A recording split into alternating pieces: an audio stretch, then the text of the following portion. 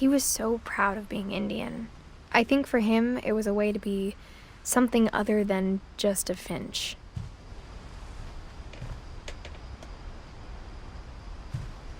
Lewis and I spent a lot of time playing games together, but he was surprisingly bad at them. He died a lot.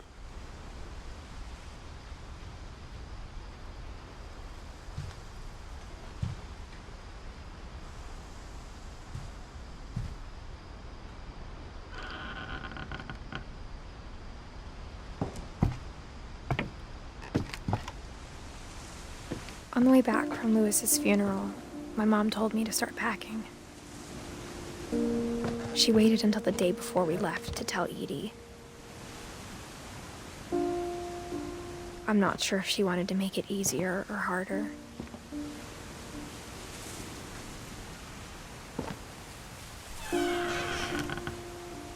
I wish we'd stayed.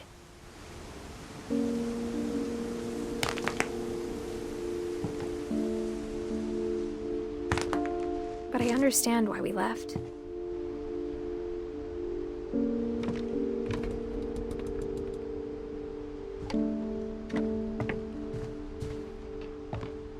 My mom ended up leaving everything behind.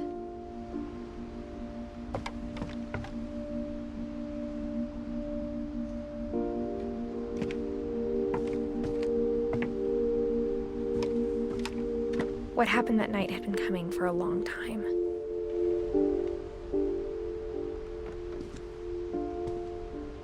Maybe it should have come sooner.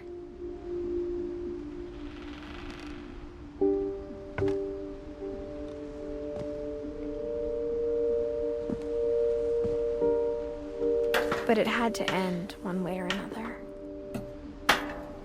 All that's left now is to tell you about that last night.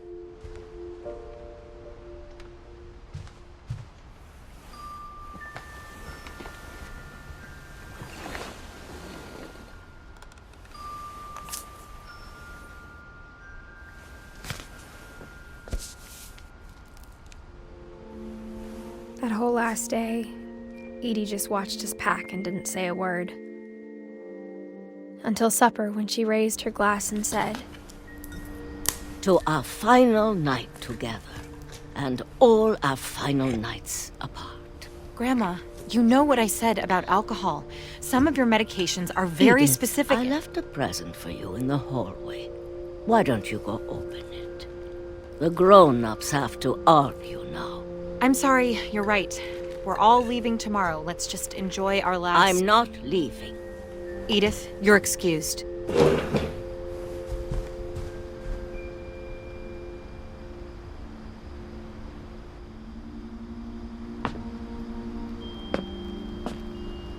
The power had been shut off that morning, but Edie always had plenty of candles.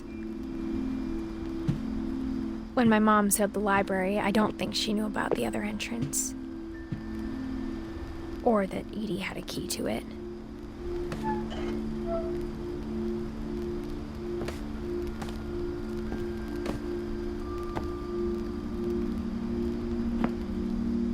That thing you're afraid of isn't going to end when you leave the house.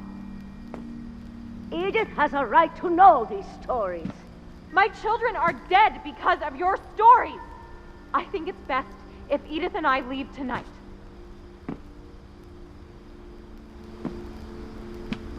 We'll have the nursing home send a van for you in the morning, okay?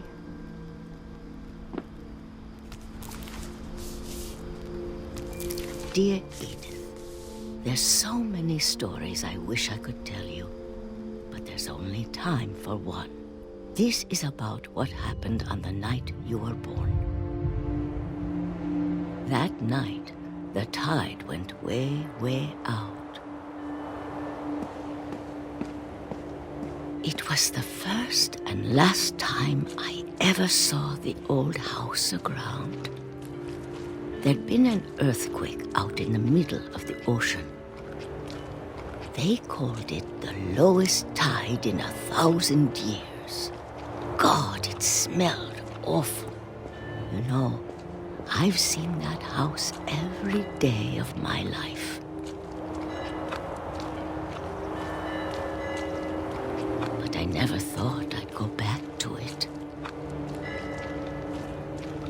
When the fog rolled in, I lost my way.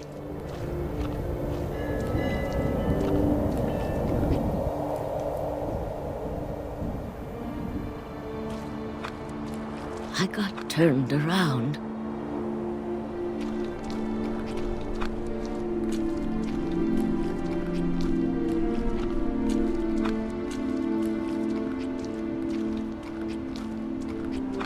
For a while, I wandered.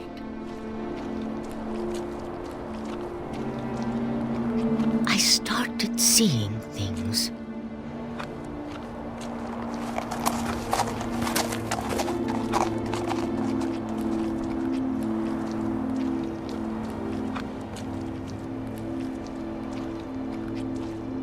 Things I'd forgotten had ever existed.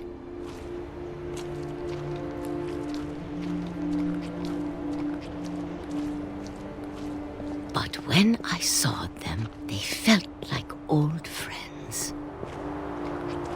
That night, a lot of things came back to me. Or maybe I came back to them.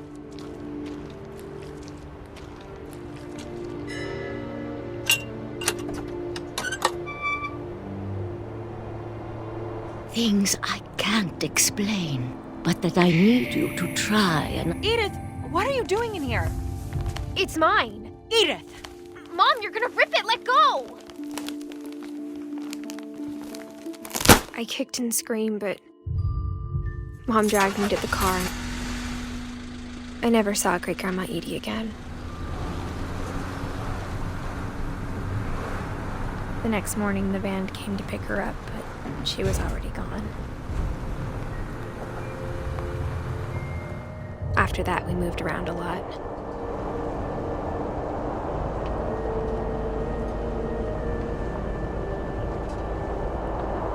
We both tried to make the best of it.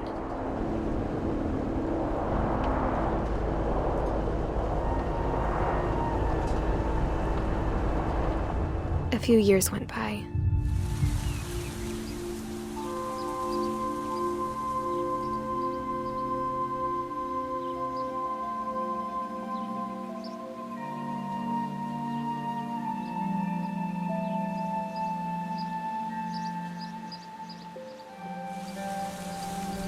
My mom didn't like to talk about it.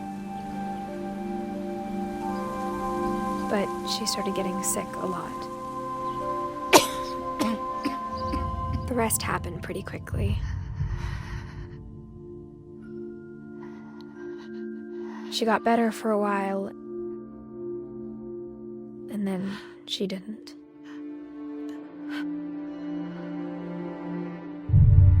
And then I was alone. The last Finch left alive.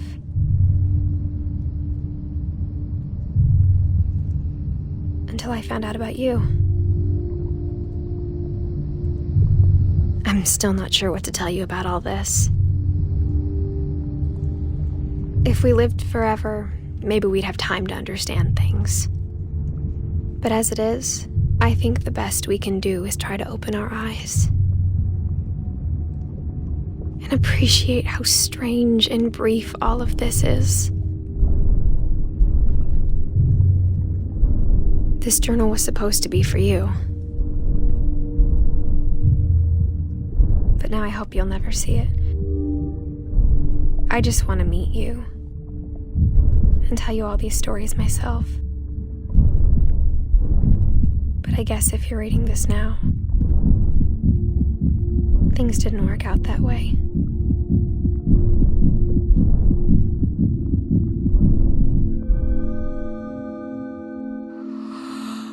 This is where your story begins.